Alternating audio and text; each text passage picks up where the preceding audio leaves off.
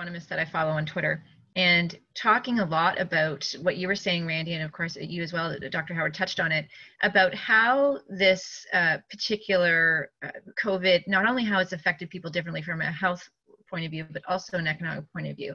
And that certain people, as you were saying, Randy, depending on their wage, but also depending on their gender and where they live, they're experiencing it much differently.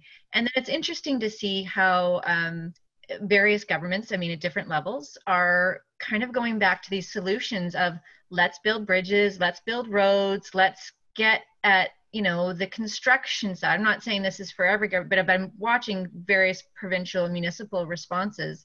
And it's really interesting to go back into that. This is how we solve these economic crises. We just build stuff. We're like, you remember the Fraggle Rock, the dozers that used to build those crystal structures? It was just like, we don't know what else to do. Let's just keep building. And it sometimes to me seems very haphazard. And I'm thinking, if you're looking at helping people that are low wage workers, if you're looking at helping people that are maybe more racialized or women, then the recovery seems to me it would have to be different than our quote unquote standard approach, especially in light of a climate crisis and these kind of health hazards.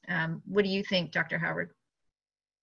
Well, one of the things that astonished me the most in all this very nerdy time that I spent on the Parliamentary Budget Officer's website and just looking into numbers, because I'd never really done that before, was that, so Canada's, seems like childcare advocates are telling me that with about $10 billion more investment federally, we'd be pretty close, if not have achieved a universal public childcare system in Canada.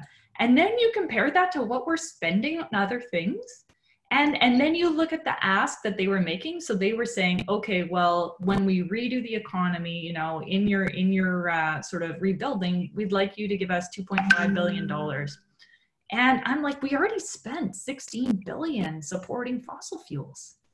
Like, really? Like, I think in some cases, the sectors that haven't been getting any money are used to living in a culture of scarcity and are actually just afraid to ask. Because I'm sitting there, I'm like, are you kidding? Like, there's actually a video now up on our website of the many times that my child has actually interrupted a Zoom call when it's been on record over the course of the pandemic. And it's just like, she was sitting here a week ago, just like spinning on my office chair as I'm trying to do an interview. And I'm like, we can solve this for $10 billion? Are you kidding me? Like, that's incredible. And so then we're funding women, we're funding racialized women mostly. It's a low carbon job. It's a caring job. We know that we're going to need more caring jobs as we get older. So whether we're funding them or if we're funding elder care training, I think we do need to really broaden our view of what a low carbon job is and acknowledge that some of the ones that are really going to have the most staying power, particularly in an automated economy and as the population ages, are caring jobs. And they, predominantly women, and we can license those. We can make sure that they're trained properly. We can give them proper job security. It'll be better for everyone because then they'll stay in the work longer and there will be more of them to take care of us all. And it actually isn't that expensive compared to all these other things that we're doing. Mm-hmm. Randy, did you want to jump in on this? I do. We have a bias as a society or whoever's in charge of all these things, that government people, corporate people, different people, that says that caring work somehow is not as good for the economy as building stuff. We get that Lego structure in place. That's something that's going to be around for a long time. But so is a healthy, well-adjusted child. And if anything, that, in fact, an unhealthy, not well-adjusted child could, cause a lot more damage to society than a few potholes on the highway. So it's a good return on investment. But the other thing we found is that society just doesn't work without childcare. The economy is absolutely hamstrung without good quality functioning childcare. And so I totally agree with Dr. Howard. We have to sort of reorient ourselves away from let's build stuff towards let's create jobs that actually meet needs. And we will. I mean, if we are having a climate emergency revolution and we fix Canada the way we want to, we are going to be building stuff. There's no question about that.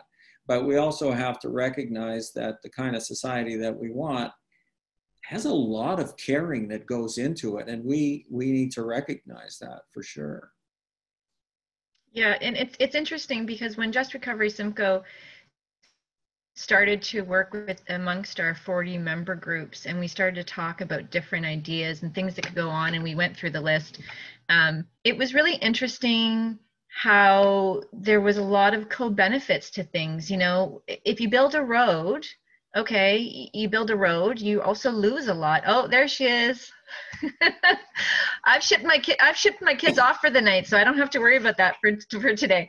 But you know, when you build a road, the impacts of that road, the positive impacts, are limited to a select few that can drive, that are going to be traveling that road. And of course, then you have the externalities, negative externalities that Dr. Howard talked about. When we started to go through the list, it was interesting that some of the municipal response was, yeah, but we're dealing with COVID. We can deal with climate afterwards. And we're talking about things like, you know, green infrastructure investments mean a lot.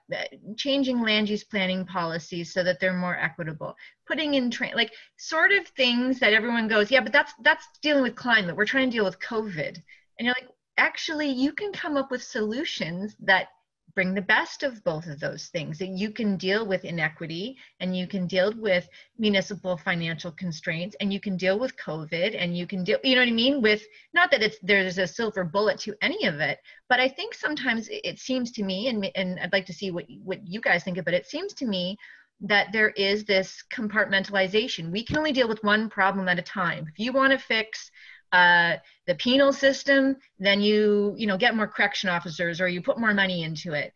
If you want to fix education, it's almost like we just tend to throw money at it, but forget that there's maybe other solutions that are outside of what we determine as a solution, or used to seeing as a solution, that actually has much stronger, healthier co-benefits for other things. Am I off on that? Do you feel that the governments are like more broad, or do you still think they're compartmentalizing as I see them?